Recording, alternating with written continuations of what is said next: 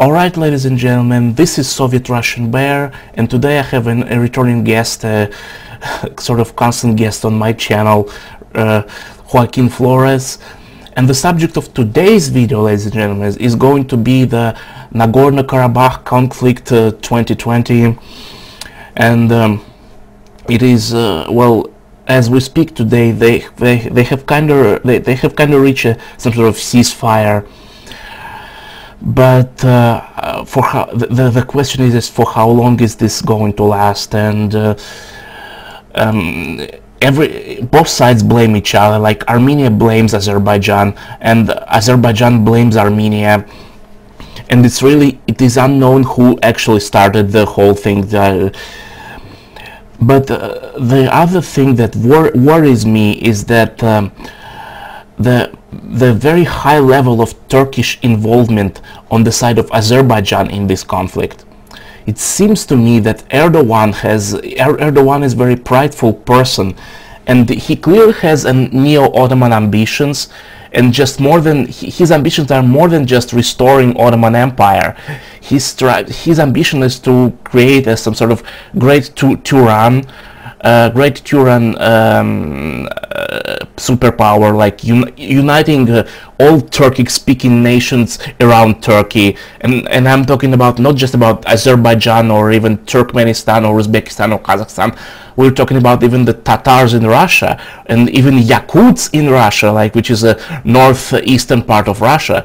But nevertheless, the Erdogan has this crazy idea of reuniting all Turkic-speaking people around Turkey, and I think it's even more ridiculous than uniting all Slavs around Russia, because although the only similarities are those people speak Turkic languages and kind of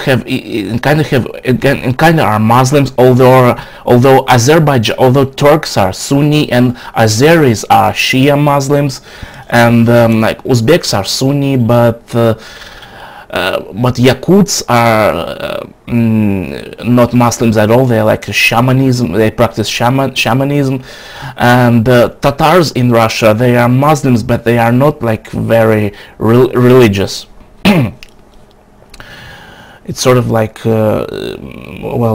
thanks to Soviet period, they are not very super religious Muslims. Nonetheless, so. Anyway, these Erdogan's ambitions are indeed worrisome. So, what's your take? So, today we hear about a ceasefire. Yeah. We don't know that that's going to hold, but this has been a front. This incursion that we know this was started, in recent weeks. This was not started by Armenia, and keep in mind that there was a color revolution in Armenia, which brought Pashinyan to power, right? Keep in mind that Azerbaijan's been planning for this for 2 years. So there are many different opinions about what the grand strategy here is, but what we know is that what you said about Erdogan, well, that's correct. So they definitely want to do something like this. We see this in the Balkans as well. We see neo-Ottomanism in the Balkans. It's hit and miss, but they have a lot of Turkish citizens in southern Serbia and in Bulgaria, and they own the gas stations, all of them. So, and then they have giant Turkish flags on the private property of the gas stations on the highway. So when you're driving by, you're like, wait, are we in Turkey? And you're in, Southeastern Europe. When you see that many flags on a highway, you assume that's the country that you're in. I'm not talking about, oh yeah, there's one gas station and the guy has a Turkish flag in the window. We're talking about, big, 30-meter high poles with giant Turkish flags. 6-meter long flags, and there's like dozens of them, dozens and dozens, as you drive down the highway. So I assume that we know that this is part of Erdogan's policy. It's not a conspiracy theory. Absolutely not. This is like published. This is like the written doctrine, neo-Ottomanism, pan-Turanism. Yeah, pan-Turanism. This is like part of Operation Gladio B in Eurasia for developing a so-called far right-wing pan-Turanist groups, political movements, parties, uniting them around Turkey. But this is inherited from the Soviet period as a check against the Soviet Union, right? So Russia's ambivalence towards Armenia is a sordid and complex situation. You know it very well, because, as you know, Russia's been trying to balance between Azerbaijan and Armenia for a long time, even preferencing Azerbaijan in many cases that upset Armenians and Armenian ultra-patriots who are never happy with anything. And, absolutely. They're like, this is proof that, but they're actually crazy, because they have a whole narrative that Russia has always been Armenia's enemy. But then they complain about Russia's dealings with Azerbaijan. Well, are you complaining, or is it further proof that you're right? I mean, take your pick. You can't have both ways, So a complaint is meant to rectify something in a different direction that you think is possible or preferable. But these Armenians hate Russia. So I don't even understand what the foundation of this complaint is, if you really deconstruct it. Oh, absolutely. I've met Armenians who hate Russia online, and they're just saying that Russia is betraying Armenia by any sort of, I don't know what makes what Russia has to do for them to be happy, to completely to stop all dealings with Azerbaijan, to sever diplomatic ties with Azerbaijan, build a wall on Azerbaijani border for them to know. Right. No, it's crazy because it's also crazy because they hated Armenia. They hated these Armenians. First of all, most Armenians love Russia. Yeah, absolutely. We're talking about. So just so your audience is not confused, we're talking about a extremist. Extreme, yeah. But they have like a conspiracy theory going back like 300 years, hating, Catherine the Great. They go back to the 17th century, hating Russia. So in what sense? So if your premise is that Russia is Armenia's longtime opponent, then in what sense is Russia betraying Armenia in the year 2020? So you see, it's incoherent. Absolutely. Now, but Turkey has a lot of power in Azerbaijan, and Armenia has a problem with their. They are something like more than half of Armenians in the world are in the diaspora. They're not living in Armenia, something like this. So Armenia has a crisis because they have a big brand. So they have it's good in the sense that, for example, when this conflict broke out, there were demonstrations around the world at all of the, various consulates and embassies, and thousands of Armenians who don't live in Armenia are able to mobilize in places from Germany, Australia, the United States, and France. Armenia's been looking for a way to figure out, can we tax you somehow? Can we get some of that money, back into Armenia? It would. So, it's actually a serious situation, like you say. It is worrisome. So now Erdogan's grand strategy, I don't think that he has any sense that they're going to resolve this conflict. You have to look at the election cycles in Turkey, and then you have to look at there were a number of promotions that were promised to different people in the military, and in the Turkish military is like many militaries are performance based. So when you have a lack of operations, you have a lack of promotions, a lack of merit-based promotions. So you have like two kinds of promotions that are possible. You have like favoritism and merit, right? Mm-hmm. So there's been a long time of a movement in the military and the courts and civil society that's even more pro-American to remove Erdogan from power. So now they attempted to overthrow him a few years ago. Yeah.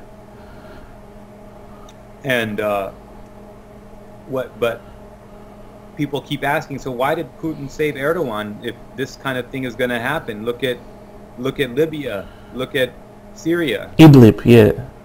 Yeah, what's going on? Look at Armenia and Azerbaijan. Why is Putin selling S-400s to Turkey, and why did Putin save Erdogan from being overthrown by the Gulen cult? So, what do you think?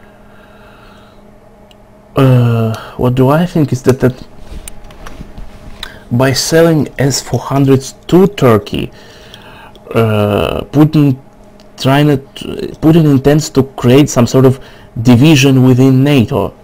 Mm-hmm. And Erdogan also did not torpedo Turkish stream, because as we know, Bulgaria I think Bulgaria was kind of intimidated by the Brussels, by the EU, by the US. They were pressured into refusing the South Stream. Right. But Turkey didn't refuse, and also regarding the S-400s, I've seen Greek people telling me that Russia kind of betrayed Greece by selling S-400s to Turkey, because Turkey and Greece, although they are both like members of NATO, but there were a lot of provocations on both sides, from Greeks and Turkish side. But my thought is that by selling S-400s to Turkey, Putin is kind of gives Erdogan insurance from possible American and NATO bomb, gives him a means to defend Turkey from American or NATO bombardment. Mm-hmm. What do you think would have happened if Erdogan had been overthrown in that coup, when his plane was flying over and it could have been shot down? I think that pro-American forces in the Turkish government would have come to power, and Turkey would have been more pro-US and probably would torpedo some of the Russia's project, like the Turkish Stream and the Akuyu nuclear power plant, and would have probably intervened more directly in Syria if the pro-American, pro-Gulen forces did succeed in overthrowing Erdogan. That's what I think. But thank God things could have been worse. They could have been absolutely worse. That's what people often fail to understand. They just think, I don't know what, the mental deficiency is, but it's something kind of like the present situation is the worst that it can possibly be. There's some psychosexual issue going on there. People need to get out and, eat food and see the world, if you know what I mean, and then avoid that problem, because that present situation is not the worst that it can be, and they're not. People are idealists, but yeah. So look, we also need to to say something about that. People, some people make really grim forecasts about how Turkey is going to take over southern Ukraine, Crimea, and the northern Caucasus, Krasnodar region. Yeah. Well, it's are these people like press agents of Erdogan? Because honestly, like, Turkey doesn't have that kind of power. But, you know, there's a lot of people in Turkish foreign ministry that would like people to think that Turkey has that much power. So I don't know why patriots who are against, you know, Turkish interests keep promoting the military might of Turkey as if you know, as if it as if it could. I mean, it's crazy. It's like, yeah, Turkey runs the world. Like, come on. So this is something where we had just a few years ago to punish Turkey. They're so dependent, for example, on Western markets, that there was a run was made on Turkish holdings, and so it sent a stock market crash in Turkey and a currency inflationary crisis until Erdogan behaved. So he's trying to have some independent power, and it's better, the degree of independent power that he has is better than the alternative.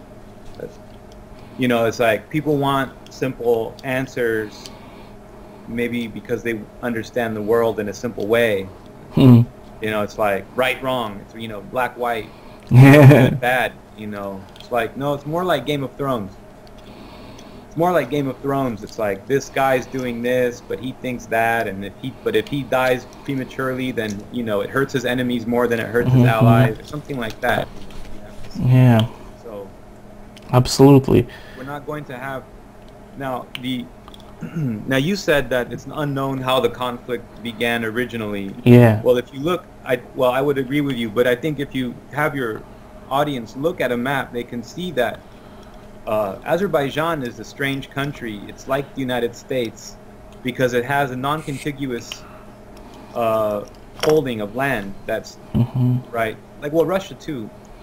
So you have look at the map, and then you'll see what Armenia is trying to do is make a mirror of what Azerbaijan already has.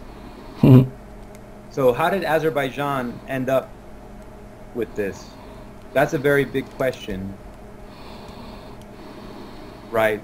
So this was like going back to the Soviet Union. Yeah. What do you think is going to happen in coming weeks?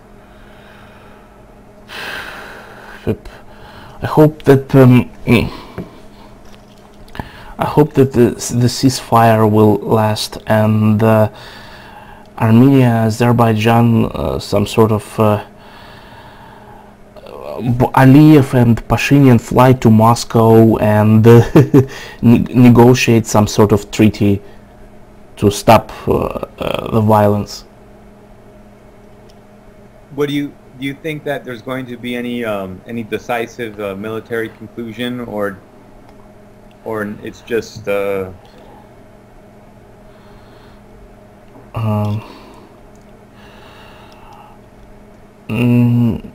no, I don't think it's going to be like some sort of decisive military conclusion. It's Azerbaijan said that Aliyev once said that Azerbaijan is not going to surrender. It's not going to stop the activities unless the Karabakh is all Azeri and not a single Armenian. But at the same time, Armenians are not going to surrender. So I think that with Russia's help,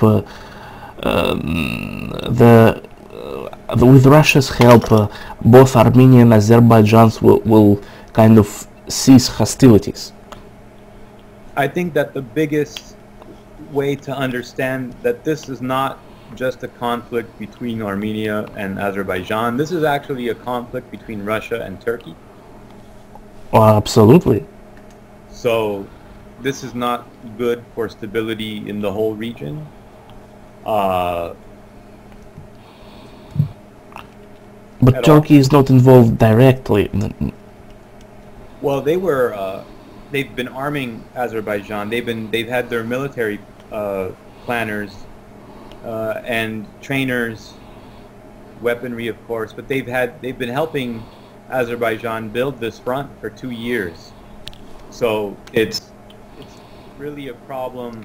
You know, this Azerbaijan instigated this with the pressure from Turkey, and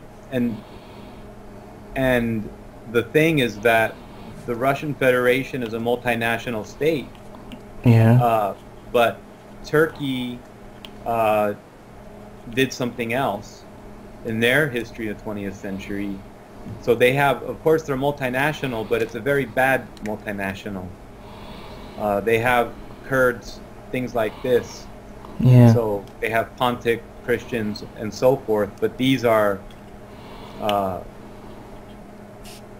this is a tinderbox more for Russia than it is for Turkey. Turkey has these groups far more marginalized successfully, whereas in Russia you have a lot of more independent power of national groups. Mm-hmm. So, can we really compare Karabakh to Kosovo? That's a good question. There's a lot of differences, you know, but Yeah. I think it's not so much a comparison, but these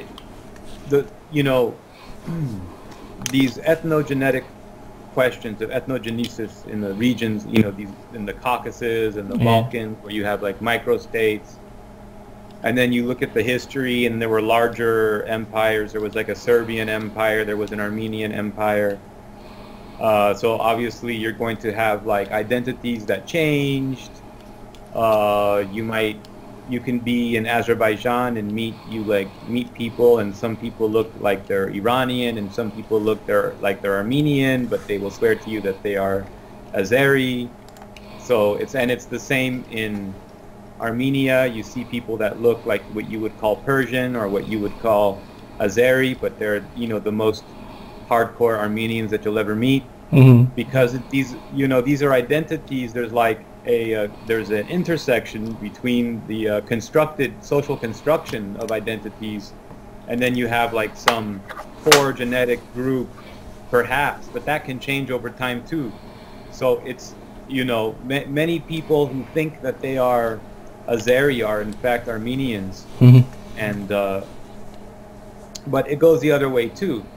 So it's when I say in fact, that is perhaps not correct to say in fact, but I mean could be argued, or at least they would say that their great-great-great-grandparents on both sides were Armenian, but then in the social construction of identities that especially like picked up in a strong way, like in the 18th and 19th and 20th centuries, people became something else, right? Mm-hmm. So it's a real tough thing. I mean, it's going to push weapon sales. So I know the weapons manufacturers are happy about it, but with Aliyev, I think that he does not have he has more power than the Armenian government. Is far more stable, but he's also more dependent on Turkey, whereas Armenia has been sort of playing a game between the U.S. and Russia for many years. Yeah.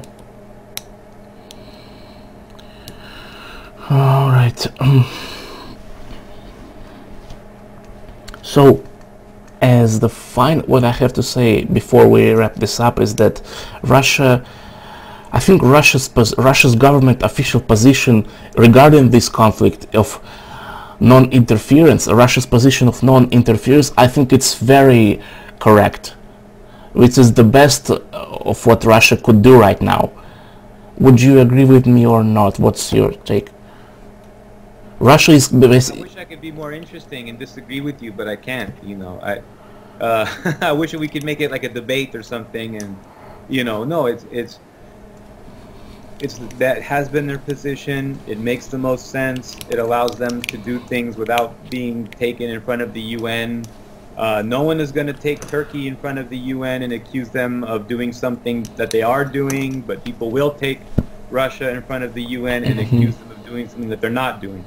So you have to play the game that exists, not the game that you wish existed. Yeah. And I think the game that exists is you have to... Russia will be covertly helping Armenia. Covertly, yeah, not directly, of course. Yes, yeah. No Russian troops on the ground. So, but there will be, you will have your mercenary groups and so forth. I don't think that this ceasefire is going to hold. Personally, I mean, I agree with the hopes because you're talking about innocent people and villages and people have been attacked. But I don't think that this ceasefire is going to hold. I think that but I don't think that it will move outside of the region. I don't think that it potentiates some expansion into some wild fantasy of Turkey is going to take the place of Saudi Arabia in Dagestan or something, and then on the other side of the sea, you're going to have like extension of the conflict. I know, you could write a story like that and get a lot of clickbait clicks, but I don't think it's realistic. Clickbait is not what I'm looking for. I think that it could be possible for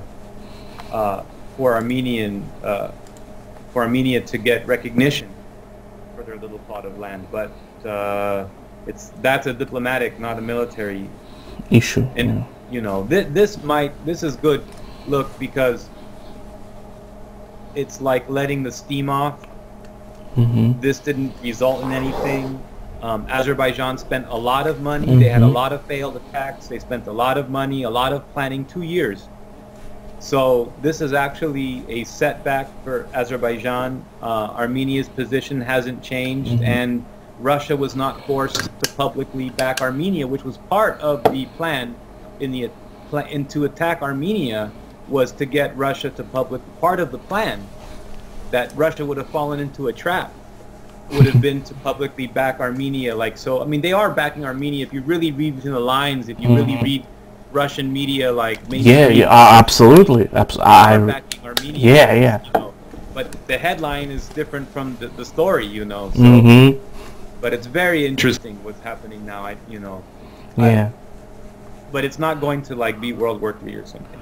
Oh, thank God it's not. But look, I monitor Russian media about the Karabakh like every day. Like I'm watching the news, I'm reading the news on the internet, and well, I hope that the ceasefire will hold. If Azerbaijan would need to suffer some humiliation in order to justify, or on the flip side, be able to declare some victory. What you need for everyone to be able to look good and to declare victory in some way. But for Armenia to be, for Karabakh to be recognized as part of Armenia is realistic, is more realistic now as a consequence of this conflict, even though people think, well, this is setting back relations. No, this is taking away an effort that Azerbaijan had been developing through its Turkish backers for 2 years. They thought that the change of government in Armenia had changed the position of Armenia in relation to Russia, that it would force a crisis where Russia would have to do more to prove that they had a good relationship with Armenia than they had since the Color Revolution that the U.S. was involved with. but these color revolutions that the U.S. is trying to do are working less and less. Like the magic is wearing off. Like they're doing the coup, they're getting a new government in, but then that new government is not that so much pro-American. Yeah. So it's a funny thing. And in Belarus, they failed even to overthrow Lukashenko. Well, in Armenia, they installed Pashinyan, but it still was not as much pro-American as even I expected him to be. He's not so much. No, he's locked into the reality of the situation. He had to like pretend to be more pro-American, and, Yeah.